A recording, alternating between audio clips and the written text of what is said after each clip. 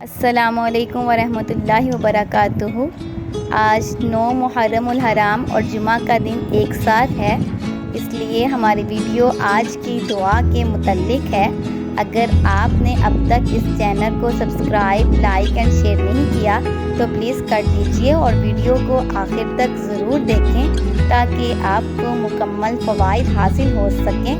آج کے دن آپ سب لوگوں نے یہ 3 دعائیں پڑھنی ہیں۔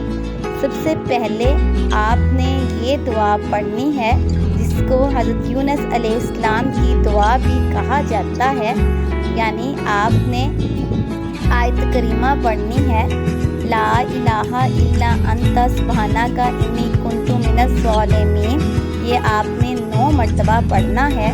پھر آپ نے دعائے ابراہیمی پڑھنی ہے، یعنی حضرت ابراہیم علیہ السلام نے جو دعا پڑھی تھی، حسبنا اللہ و نعم الوکیل، یہ بھی آپ نے 9 مرتبہ پڑھنا ہے۔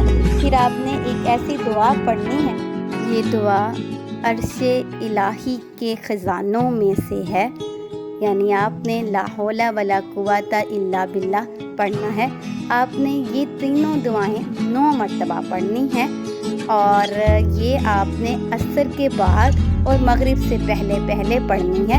یہ پڑھ کر آپ جو بھی دعا مانگیں، آپ کی جو بھی حاجت ہے، رزق میں کمی ہے، اولاد کے بارے میں ہے، پریشانی ہے، جو بھی آپ کی حاجت ہے وہ دعا کریں۔